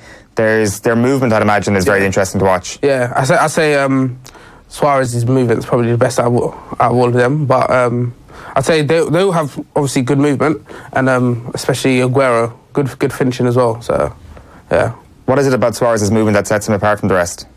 I think he just thinks like 2 steps ahead of the defender. He's always a step ahead of the defender. So, yeah. So Luis Suarez, what specifically then are you actually looking at in terms of what you can take from it? I'd say I'm just looking at like how I can put that into my game, how I can be 1 step, 2 step ahead of the defender instead of just reacting in the moment, because then I'd create more chances for myself, and obviously which could help us win the game. So yeah, that's ultimately what I'm looking for. Has your football so far to date in your career all been based on instinct? I wouldn't say so, but I'd say it's in the first team, like in obviously top levels, different to when you're playing under 23s, under 18s football. But I'd say more instinct than not. But I think I'm adapting and I'm changing my game as each day comes. Yeah. I guess the greatness is always achieved when you have that level of instinct, when you have that natural talent, and you have a great coach or a great ability to understand tape to improve that. Yeah, I'd say so as well. Especially with our new coach coming in as well, who's very focused on pressing and winning the ball back fast and keeping the ball and counter attacking. I think with a good coach as well, anything can happen. Like he can push like young players, which is obviously what our coach is doing, and giving everyone chances. So yeah. Yeah, and like when it comes to, say, the people you've been watching all your life, is this obviously a new fascination with the likes of Luis Suarez, or has he always been your hero in that respect? I wouldn't say he's always been my hero. I say Henry has been a big impact because I watched him obviously when I was younger, and what he did for Arsenal was amazing, and hopefully I can replicate that. But obviously for Southampton. Yeah, but yeah, I think what he done was amazing, so yeah. You mentioned 3 Arsenal strikers there. Are you an Arsenal fan? I'm an Arsenal fan, it's okay. Yeah. I would say, apart from Southampton, Arsenal would be my team, yeah. Would be your second team? Yeah. You talk about your struggles there at the start after your first injury, which was against Manchester United. Yeah. You were saying it must be a bittersweet moment, you know, getting the chance to play against Manchester United and then having to hobble off with an injury as well. What were those struggles like? Was it kind of trying to find out how to actually recover from it? Was it a frustration, or what was the emotion? Well, obviously, it was my first start in the Premier League. And I got my first assist as well. And in like the 60th minute, I just felt it, and then I just felt distraught, and then I was just, obviously I found out that it was this like 6 to 8 week injury or however long it was. I just found it hard, like the whole process, like the rehab and everything, because like I didn't really want to. Obviously, I didn't want to be injured. Like no one wants to be injured, but like I just didn't really know how to come to terms with it. But obviously, the staff and everyone helped me, and eventually I come back fit, and yeah, I was ready to go. And that's when I came back against Huddersfield, where I got my first goal, and then the next day did it again, which that was a very low point, because obviously I had to score my first Premier League goal. The youngest for Southampton to do so as well in the Premier League. But I'd say, yeah, I struggled then the most. I struggled like, quite a bit, but I'm thankful for the staff because they helped me a lot. They just stuck by me and just helped me get back fit, yeah. Because ultimately, your entire life, it's not only the thing that you love to do, it's your livelihood, it's a career that every moment counts, really, and it's been kind of ripped away from you repeatedly. Yeah, I'd say, yeah, I've had a lot of bittersweet moments. Obviously, my first start, injury, first goal, injury, and obviously I came back against Arsenal as well, and it happened again. So, but yeah, I mean, I just got to keep my head up high and then keep going, so yeah. And have you been doing anything differently during this time out to ensure that it doesn't happen again? I'd say we're like being more like taking our time more. Like not, I wouldn't say we pushed me back too fast in the first place anyway, but we're just taking our time more in this one and making sure we get everything right, make sure it's as strong as possible, so that it don't happen again in the future. So yeah. I'd imagine I'd just be bored out of my tree during that time. Like, I mean, there's only so many Suarez videos you can watch. Yeah. Like, do you do anything else? You play video games or what it is to pass the time? Yeah, I like to play a bit of Xbox, PS4. But what do you play? NBA. I stopped playing Fortnite. Nah, I stopped playing. Too addictive. Yeah, stop playing that. I play a bit of Division 2 now. Right. FIFA as well, but not as much as before. I don't really think they did very good this year. Yeah, that's what we've been told. David Myler was saying that it's not as good as FIFA 18. Nah, it's not. FIFA 18 was a good game, but I don't think they've done that well with it this year. But yeah, I'd say the game I play most is NBA. Right. Any particular team? Who's my team? Well, to be honest, I support LeBron James. Right, wherever he goes. Wherever he goes, I support. So right now, Lakers. And obviously, they didn't make the playoffs, so it's a bit... Pretty disappointing for them. Yeah, very disappointing. It's interesting, your manager was talking about video game addiction there recently, wasn't he? It's like, I could certainly speak about video game addiction. I think I played Football Manager 2012 up until the year of like 2020, or probably 2,220 really, I should say. I think you had retired actually in that game by the time I started playing. It's a real thing really. It's a danger as well when you got a bit of idle time. Yeah, I mean, yeah, you just gotta learn how to manage yourself really. Obviously, like have like an hour or two on it, and just like go have a break, watch TV or socialise or something, you know. Yeah. Instead of just staying on it for like hours and upon hours, you know. But yeah. Or go watch some more Suarez videos or something like that. Exactly. It's good to hear you're on the mend, though, and it's good to see you're in a positive mindset about all of that. But it's the first time we've had you in studio. I mean, we haven't got a chance to actually speak to you. So you were born in Dublin to Nigerian parents. Yep. Yeah, my mum came over to see her sisters, and that's when Michael Obafemi was born. Right, okay, so she had sisters living in Ireland already. Yep. She came just for a holiday? Yeah, she just came to visit them because she hadn't seen them in like quite a while. So she came over, saw them, and then I popped out. The rest is history, the year 2000. Exactly, yeah, millennium baby. You know what I mean? And how long did you hang around Dublin for? I actually do not know. Right. I do not know the answer, but all I remember is growing up in London. That's all I remember, really. But yeah. In Essex? Yeah. Well, no, I grew up in East London. Right. In an area called Chingford. Oh, yes. And then I moved to Essex in around 2011 or so. Yeah, started secondary school. That's when I moved to Essex. It's interesting looking back. I wonder, like, moving over to London and comparing it to what the opportunities are in Ireland. You must be thankful that you had the opportunity to be in London with all these great academies going around. And I guess the irony of that is that you actually started off playing Sunday League football. Yeah, I mean, obviously, you got to start somewhere. I started at a local team, Ryan FC, and then I got scouted for Watford. I remember, yeah, Watford. And I signed there. I signed at Watford. My brother was also there. And but he didn't get his scholarship there. And then I got released at the same time as well. And then he went to Leyton Orient. And then I quit football for a year because I don't know, like after I got released, I don't know, I just fell out of love, you know, and I just felt a bit down. And then I eventually went to Leyton Orient with my brother, and he was in the first team there, and I was in like under 14s, 15s there, and then that's when Southampton came along. Right, okay. What did Watford say at the time when they released you? They actually didn't say anything to me personally. They said it to like my parents on the phone. So I was like, oh, okay. And they just didn't see potential there, or they clearly got it wrong? Yeah, well, I mean, clearly. But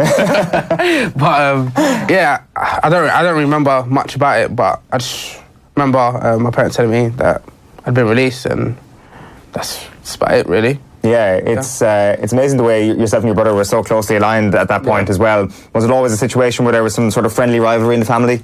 No, I wouldn't say so, because he was always like older and bigger than me. So like where I was in like under 14s, 15s, he was always like with the men's and stuff. So I wouldn't say there was a rivalry there, but I would always like aspire to be like him, you know, because obviously when you're that young, you look up to your older brothers and older siblings. So yeah, I was just trying to be like him in a way. So yeah. How did you find the academy structures as opposed to, say, Ryan FC? Because with Ryan FC, I'd imagine you can bang in the goals every single week, and you get confidence, and maybe you actually build up a better skill set as a result of that, as opposed to being in an academy as a kid. Yeah, I'd say I enjoyed my time at Ryan FC. I remember everything about Ryan FC, to be fair, all the tournaments and everything. But I remember as well when I was at Watford, I remember one game, I scored 11 goals. For Watford? Yeah. And they released you? Yeah, I mean, not much I could do, not much more I could do, but I scored 11 goals. I remember that. I'm not a football. I'm not going to say I'm a football director expert or an expert in scouting, but if I see a kid who scores 11 goals in a game, I'm probably not going to release him. Yeah, I mean, I was a bit mischievous as well, but I don't think that had a part on it. But yeah. What sort of mischief are we talking? No, I mean, just silly stuff, really. You know, classroom joker. You know, not everyone can tolerate that, but you know. Your most important talking was done on the pitch, I suspect. It's you said you sprinted as well as a kid. You did a lot of athletics. Yeah, I did like 100 meters, sometimes 200 for my school and stuff, but mainly 100. Yeah. It's interesting because we've been speaking about this quite a bit on the show over the past couple of months about the connection between athletics and other sports. And Derval O'Rourke said that basically she looks at rugby players and how some of them aren't actually running correctly. Yeah. Like, I wonder if your athletics training has actually helped you get that extra yard of pace, or your technique is just that little bit better, and that ultimately the cross-pollination of both things has been a huge positive for you. Yeah, I think like having a good technique in running like could actually help you run faster, because obviously it does it in athletics. So I think obviously it can help you in football as well, like give me the extra yard that I can on the defenders and get behind, so which is a big part of my game. So yeah, I'd say so, yeah. So you move on to Southampton eventually when all this happens. Why did you pick Southampton? Like, they've obviously got a great record when it comes to producing young talent. Yeah, I mean, obviously you can see the record: Gareth Bale, Theo Walcott, Chamberlain, Luke Shaw, you know, Lallana, Mane. Well, not Mane, but you know, all of them that's come through Southampton, and I mean, hopefully I can be the next one. You know, just get games week in, week out, play well, you know, and show everyone what I can do. You know. Is there a particular reason why they're so good at producing young talent? I'd say like because like the club in itself, everyone's just together. Like there's no one thinks they're bigger than whoever, like anyone. Like, everyone just speaks to everyone. Like there's no real outsiders or like any big time players. You know, so everyone just speaks to everyone. So yeah.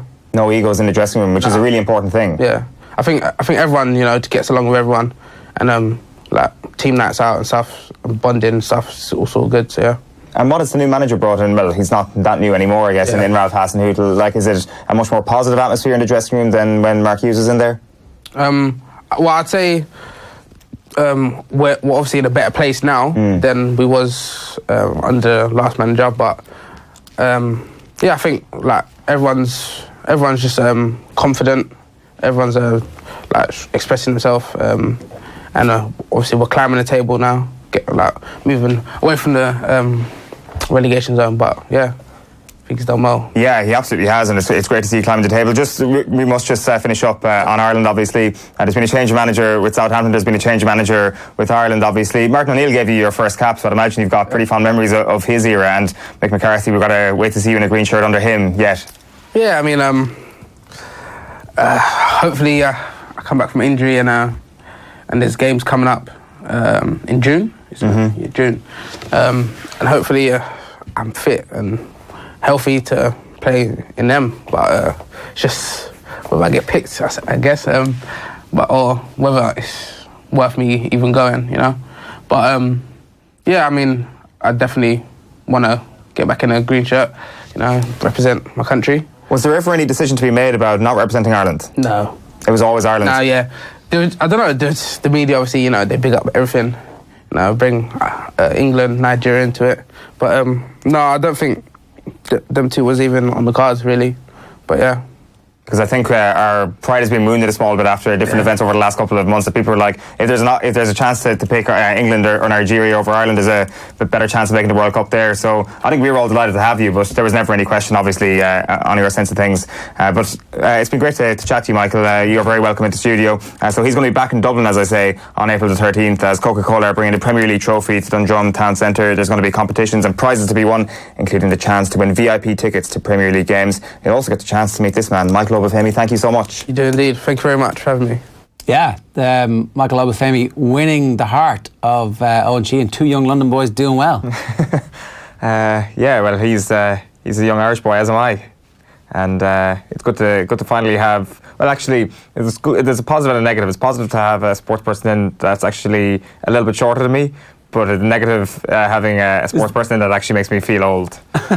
But also that you have to bring it up, It's like you couldn't just have left it unsaid there. Absolutely not. This is like the one and only opportunity I'll ever get. He is definitely a winning personality. If that's how he's talking at 18 years of age. Give him a couple of years of actually understanding the media game a little bit. Hopefully he doesn't understand it too much or actually get media trained too much, because he's got a really bubbly personality, really nice guy, very personable, and you just kind of wish him all the best, and we're proud to have him. Right, John Duggan is here with us, as you can see. John, how are you? Ger and Owen, good morning. We're you had a great Cheltenham, right? Generally I do, though. Generally I do. Shut up. A good Cheltenham. I had a terrible Cheltenham. Owen had an okay Cheltenham. Even why don't you listen to me? I lost pretty much of my food allotment for the week. You recovered. You couldn't eat for a month. You look like you've regained your strength. I had a bad first day and basically had no money left to win it back over the course of the rest of the week. So Aintree is an opportunity. Aintree and Punchestown are the final few opportunities for the National Hunt Lovers of the Year to get their teeth stuck into some good quality racing. And it's good quality racing today. It is, yeah. The fact that it's truncated into 3 days as well. You don't have a dud day. I think Cheltenham on the Thursday can be a little bit weak and also weak for your pocket. Oh, disaster. Yeah, it's just the Thursday, and I was lucky at the Gold Cup winner to get me out of jail. But it's just, as I think JB McManus once said, like, there's always another day in racing, so even if you had a bad Cheltenham, there's Aintree, there's Punchestown, there's Ferryhouse as well. So, there's always reason to be optimistic about a great, card at Aintree today. The Grand National Median, of course, the big race on Saturday at 5:15, the most famous race we all watched as kids, and really like top racing today. We've got 4 Grade 1 contests. Probably the feature is the Aintree Hurdle at 3:25. Ruby Walsh and Faheen, Mellon second in the champion hurdle, Bouverdere, former champion hurdle winner who fell at Cheltenham. All these like household names regarding horse racing. So there's 9 in the field. That's like probably the biggest race. And then there's another really good race as well, the Betway Bowl, 250. You got Clan des Obeaux, the King George winner, Elegant Escape, the Welsh National winner, and then a couple of Irish horses that are really well fancied. Kenboy, Ruby Walsh, a lot of money for him this morning into 9 to 4. Road to Respect for Noel Meade, a winner of a big race at Leopardstown a while back in Bristol de Mai, who was third in the Gold Cup. So this is just great stuff. Yeah, okay. Band of Outlaws is running for Joseph O'Brien. That's right, yeah. Hurdle. We got the race over the actual national fences. We got a taste of what the ground is like, and and all the carnage that you get in this. And it's obviously a lot safer, the fences now, than they used to be. But 27 runners in the Fox Hunters Chase, that'll be fun. Yeah, I'm staying away from that one. Are you getting involved in anything today, or is? I'm doing a bit of lane, which is a kind of maybe a specialist thing that I don't know if people understand for the audience, but where you actually go onto an exchange and you take bets. So you actually oppose an outcome. So there might be a horse at 10 to 1. You might take a tenner on that. You be the bookmaker effectively. You take the tenner on it. Now, if the horse wins, you owe 100 quid. But if any other horse wins, it doesn't matter which other horse wins. You get the field. You get the field. You get the tenner minus commission. It's an exchange between backer and layer. I'll be doing a bit of that at Aintree today with horses I don't fancy, because there's horses I don't fancy here. But obviously that's not what the listeners want or the audience want today. Who, just a matter of interest, who are you opposing? I'm opposing Spirit of the Games in the first race because I don't think he's got the class to win. I'm opposing Super Sunday because I think he's gone off the boil in that Aintree hurdle. And I could get caught and I could be coming in here broke and lost all the Cheltenham stuff. But generally I'll be quite selective. Elegant Escape doesn't have the class for me to win the... So as I said before, when we've talked racing, a process of elimination. And if you see something that stands out, then you generally feel, you know what? If it stands out for you, then it's probably worth a bet. And even if it stands out for you in a 27-runner race, it might be worth an each-way bet. Okay. So what does stand out for me today? In the 5:15, this is the last race, Minella Melody. Henry de Bromhead had a Minella that won at Cheltenham for Rachel Blackmore at 50 to 1. This race, though, has produced this favourite. Patrick Mullins rides, a friend of Off the Ball, 11 to 4. Minella Melody, really highly regarded in the point-to-point ranks. 1 or 2 races very easily. And I think she could be something special. On the ratings, she's highly ahead of these on the ratings with the Racing Post conduct. So Minella Melody, I think, has got a big chance in that mare's race at the 5:15. And a couple of each-way bets. In that Fox Hunters, Road to Riches was third in the Gold Cup a few years ago. course, he's an older horse now. He is not as good as he was, but if he showed some of his old sparkle, he was 6th in the Grand National last year. This is a race of horses. A lot of them are older horses. A lot of them have kind of transferred out of ownership. Road to Riches used to be owned by Michael O'Leary, now owned by somebody else. I think David Maxwell, who actually rides the horse. He's 25-1 Road to Riches. I thought he was one that stood out each way in the Fox Hunters Chase. And also Paul Nicholls, who's kind of back to form in the last few years, has got Diego de Charmille, the top one in the 2 mile Red Rum handicap chase at 8-1. I think he's a cracking each way bet to nothing. He won a Grade 1 race over course and distance at the festival at Aintree last year. He's been very fresh. He's been put away for this. Now, he does have top weight Diego de Charmille, but I think that I can definitely see him reaching the frame because I think he's got a lot of class. And what kind of price? Sorry, that goes to post at 440. What's 8-1? Okay, 8-1 each way. Road to Riches each way. Manila Melody to win. The other races, the big races, I think Bouvardere will probably win. The Aintree Hurdle. I'm looking at Kemboy. I think the money is significant, and that Ruby rides. Ruby hasn't ridden a horse in quite a long time. Bristol Demai can be in and out. Clan des Obeaux might be going better right-handed. In the other races, the Juvenile Hurdle, Band of Outlaws, Pentland Hills.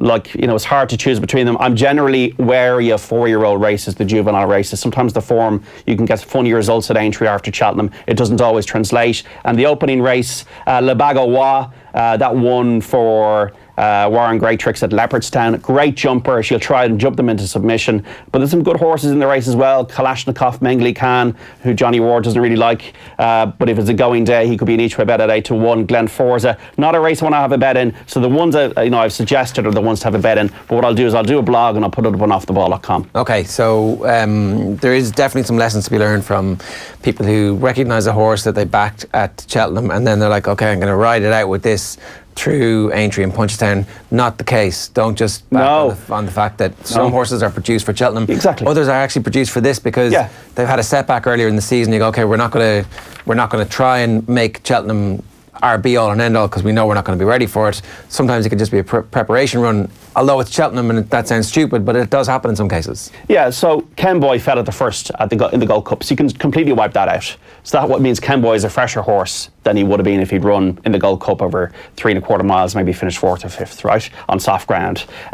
Also, the tracks are very different. Cheltenham is undulating, hilly track. Aintree is a flat, speedy track. So Le Bagois, the trainer Warren Greatrix thinks this horse is not suited to Cheltenham. I'm going to put her away for Aintree. That to me is a significant positive in her favour. Also, the form. She beat top of the game in Santini at Campton at Christmas. They both were 1st and 2nd at Cheltenham. That's a very positive sign for her chances at about 7-4. Le Bagois. Whether the distance very short, isn't it? It is short. But once again, we're speaking to people on Off the Ball and Friday Night Racing all through the year about peaking for Cheltenham. So if you're seeing horses that have bypassed the festival, that's sometimes a very positive sign. But also, you don't know what the mark has been left by Cheltenham on certain horses, and that's why I want to be a little bit cautious on the first day of Aintree, see how the results pan out, and that's why I'm kind of interested in horses like that horse at the end race, Manila Melody, who would have bypassed this and would have been aimed at this mare's race. Also, Diego de Charmille did not run at Cheltenham. All right, John, good stuff. That blog going up on Off the Ball a little bit later on. Owen, are you doing your tip of the tipsters poll of poster, Frank Luntz? Well, considering I haven't eaten in a month, no. I'm just going to follow John Duggan this week. No, we're not asking you, expecting you to gamble, just to do the work. That's all. People just do the work on. Yeah, you've set a very high bar for yourself. Chris Cook had a good Cheltenham. I have the Guardian in front of me. I wonder, does he have anything in here? I'm saying that now out on a limb. That he might do. You'd imagine that the Guardian will be covering Aintree. Nobody else did that. I didn't see that anywhere else. So Greg Wood, I meant to say. His tips today: Glen Forza, Band of Outlaws, Clan des Obeaux as his Napa today, Bouvardere, Road to Rome, Lady Buttons as his next best, and Manila Melody. We've got a tipster table going on. Manila Melody. We've got a match. We've got a match. I'm going to eat this week. John, I think everybody knows you're a Spurs fan. Yes. Kind of, wishing I wasn't here this morning in ways, having looked at that fireworks display and everything, and just looked amazing. I just can't. I'm going to go to the West Ham game at the end of the month, but it just looks fantastic. It's a stadium fitting for a club that has high ambitions. Now, whether they can align the the delivery of that beautiful stadium with like transfer fees and spending money and keeping their manager is probably the next question at Spurs. Well, talk to us purely as a fan about the last decade and the Levy stewardship. Obviously, Joe Lewis is the owner. And somehow is never involved in the thinking. No, he lets Levy get on with it. Yeah, and so the fans don't ever think of him as. No, they don't. It's a strange one. He's not the Glazers. He's not Fenway. He's not. No, he's not. He's he's an elderly man now. He's in his 80s, living out in the Caribbean. But I think it's a partnership, really. I wouldn't say that, he's a gardener, Daniel Levy, for Joe Lewis. It is a partnership. It's been a long time now. I was actually going through, bizarrely, you asked that question, I was going through the ownership of Tottenham over the years.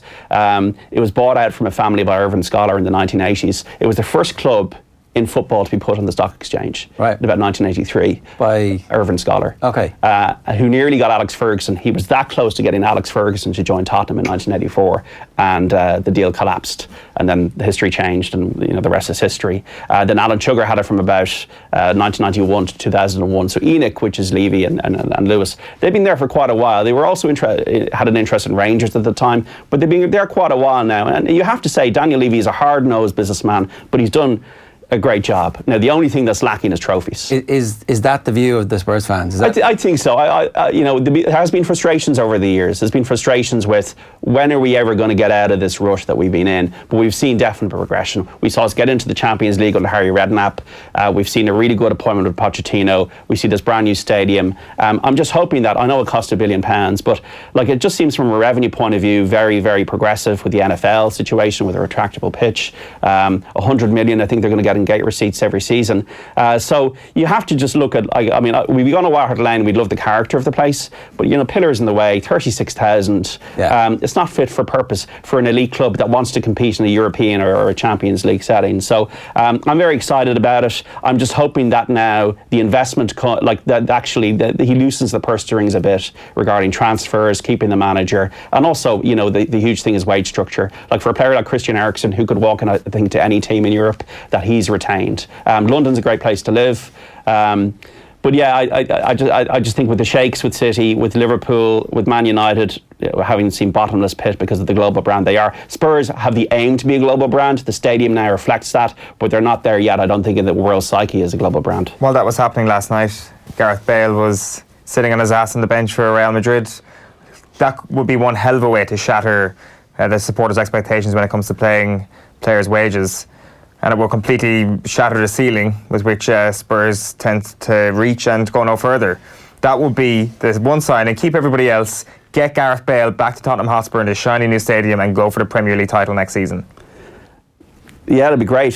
Whether you should go back is another thing. That would be great. I don't know. I don't know if that's going to happen.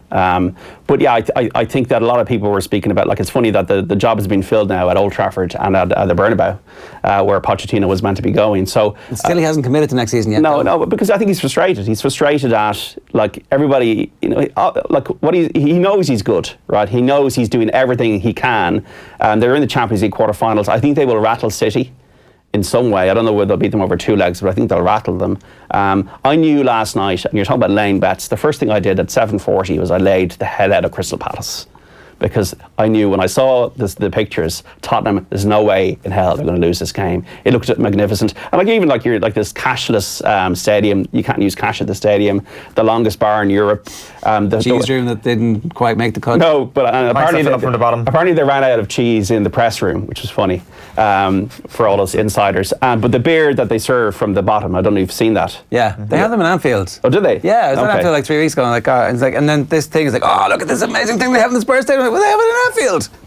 Yeah, but as a fan, I'm so excited. I can't wait to go, and it's just exciting times. And I just hope it's matched on the pitch. I do wonder if the right thing to do is to break the wage structure, or if actually the right thing to do is to continue what they're doing and hope that everybody comes back and the financial fair play finally eventually kicks in. And so you are a properly run club who is continuing to do the right thing. It's not as much fun to be a fan of that team, but ultimately it's progressive, intelligent design of your side, where you base it around good quality pickups from the lower divisions, like the Dele Your own Allis. academy as well. Yeah. Dele Alli was, David Pleat spotted him in Milton Keynes. He could have gone to Liverpool, didn't, and they got him in. Like Harry Kane, the way he's been developed under Poch. Yeah, it's the only thing about Spurs is like you're always waiting for the disappointment. And it's 33 years of disappointments, and like even like last Sunday, I was throwing out the TV out the window on Twitter. So now I'm talking with huge childlike exuberance and enthusiasm. So it's a weekly review. Yeah, it's fair enough, but it should be the roller coaster of watching football. John, good stuff. We're going to play this video and then we're going to come back with Donal O'Neill. The Galway captain Sarah Dervin joined Off the Ball last night to talk about building belief in the squad and beating Kilkenny to the league final. Have a look. I suppose like last year Kilkenny bet us 3 times, and we were always getting to semi-finals and stuff like that, but not breaking through to the final. And I suppose that's where we found, like, we know we're good camogie players, and I suppose we just didn't maybe believe in ourselves a bit that we had the capability of actually competing with the top 2 teams like Kilkenny and Cork and them.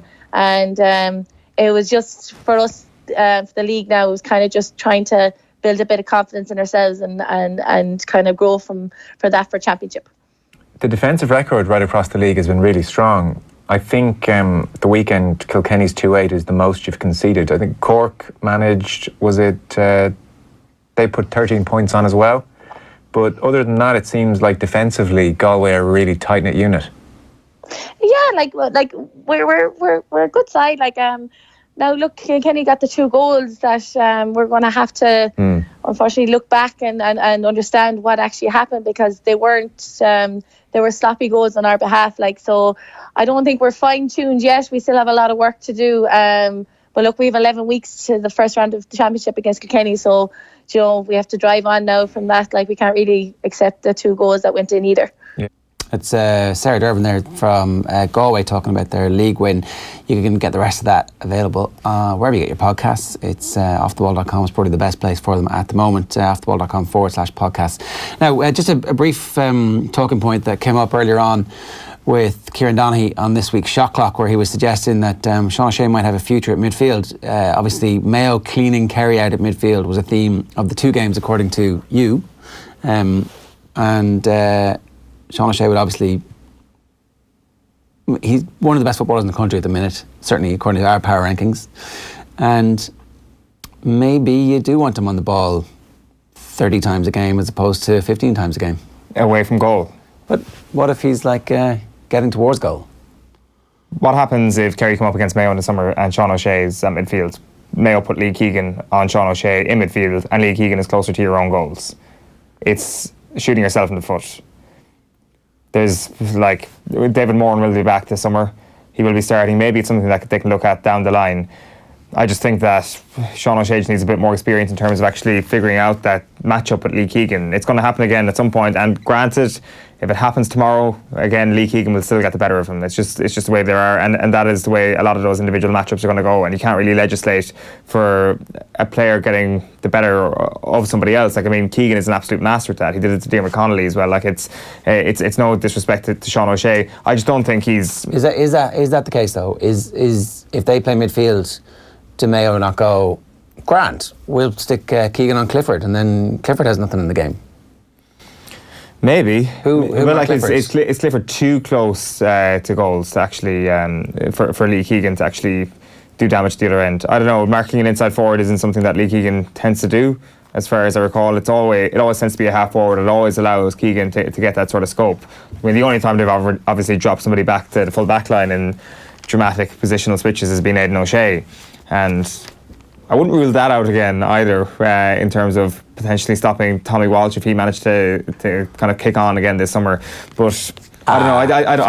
I don't buy this. I don't like it. It might be worth trying out in Cusack Park in the first round of the Munster Championship and seeing how he goes.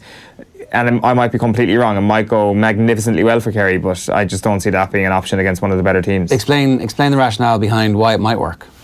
Given that you're so against it, explain to me the other case. Well, it's what you just said. He's an unbelievable footballer. Having him on the ball more might be a better version. And one of the things that perhaps he doesn't get enough credit for is his distribution and his kick passing and his creative play. In a deeper role, being able to kickstart attacks from that and getting a more mobile half-forward line in action might actually be a positive on that front. But in terms of high fielding, in terms of being able to battle in midfield, I just see him definitely below David Moore in that respect. I still think... But so, you're not asking him to do the same job. It's a complementary midfield partnership as opposed to two people are the same, right? Mm-hmm. So that was his entire point, wasn't it? That Jack Barry and Diarmuid O'Connor are too similar. Yeah, maybe that is what you look at. Like, but they did try that with Mark Griffin in the league, a little and large, or a different type of midfielder, a ball runner, and it didn't tend to work. Now Sean O'Shea is different again. Yeah, so that's the point, isn't it? That like if you've come up twice now against this opposition who are absolutely killing you with what you're currently doing, it'd be interesting to see what would happen if David Moore was there. But we don't know how fit David Moore is going to be, at what point he's going to reach his peak level of fitness, and hopefully it's sooner rather than later. But let's for a moment just park the fact that he might not be available or might not reach his optimum fitness in time for a Mayo game. You've got to think of something different, right? You've got to think of something different, because you keep doing the same stuff, expecting a different outcome. Definition of insanity. Yeah. I thought they were quite slow to introduce Gavin O'Brien at the weekend, who I thought was really, really good. In the Dublin game, managed to catch a few clean balls, and is somebody that perhaps wasn't utilised as quickly as he could have been at the weekend. I just think that Sean O'Shea at 11 has looked, it just looked like that number jersey was made for him this year. Like, I'm not exactly saying that he's going to be a terrible midfielder. As you say, he's one of the best footballers in the country. It's not going to... And think of the impact that the best midfielders are having on the Dublin team. Like, who is the definite number 11 in Dublin, really? Is Kieran Kilkenny, even though he started loads of games last year at 14? They seem to think that position is so interchangeable that anybody along that half-forward line, Conor Callan can play there. You can bring Kilkenny out there. Like, there are various stages when you haven't a clue who's playing 11, but your midfield is the starting point for everything. Yeah, and I'm kind of just to entertain your idea here, or Kieran's idea. Like, the knock-on of that as well is you can experiment with 11 as well. I would love to have seen James Donaghy playing at centre half forward at some point over the past couple of years. Now the question is whether or not we'll ever see the old James Donaghy again. The evidence may be that we won't, but maybe playing at 11 will actually, a very young man. will actually kind of kickstart his career in a different direction. Like, we've got to accept that he's been ravaged with injury more than any other player on that team over the past few years. Maybe he's going to reach his peak a lot sooner than other footballers, and maybe they need to start looking at him like they started to look at Gooch after 2011, going into the 2013 season especially, and maybe that's the outlet for him. But I remember he was in the studio last year saying that that's not something he's ever considered or something that they would consider doing. That's not what he said. He said that absolutely he would play there and he'd love to. Did he? Yeah, we definitely came away from that. Well, we've come away from it with a different sense. Like, yeah, like, I totally understand exactly what the inside forwards want from ball coming through, and so therefore if I was getting on ball I would understand exactly. Or maybe he said that it's not going to happen this year or something. I definitely remember coming away from that piece thinking to myself, we're not going to see James Donaghy at 11. And certainly not this year. That's what maybe I switched off. Maybe I didn't listen to him properly. But that's the knock-on effect of that. I just think once David Moore comes back in, it's who partners him. Is Sean O'Shea the correct person to do so? Well, I mean, that would be a pretty amazing partnership, wouldn't it? Like, and then you've got reinforcements from the bench who are like top quality, and if you need to, you can move. You then have like a chess piece situation where the opposition hasn't a clue what you're going to do. Whereas if you've got the same prototype midfielders, the opposition are looking at those two going, okay, we see what you can do. We know exactly how you're going to try and attack us. We know your defensive strengths. Yeah, we got that. Whereas if you stick that in, if you stick this free radical in, who's like, I mean, I'm sorry, but you're like, no, this can never happen. Got to do it, you know? Well, I'm starting to see some of the benefits here. I'm not going to lie, it will be exciting, because it will be exciting, but I just think on a purely practical level, the way Kerry got bullied in midfield over the last couple of games, I just think... What if you can't catch the guy to bully him? What if he's like slaloming around you, humiliating you? What if that happens? Yeah, he didn't exactly slalom around Lee Keegan at the weekend. I mean, no, because there's no space. The thing is, now they've found that. Like, they've found what could potentially be his kryptonite. Like, I mean, when Kerry come up against Brian Fenton, they managed to put Jack Barry on him, and it seems to be the thing that he does best is mark Brian Fenton. Sometimes that just happens, and maybe if those two teams were to come up against each other in the summer, it's a different story. And if would they put Lee Keegan in midfield? Yes.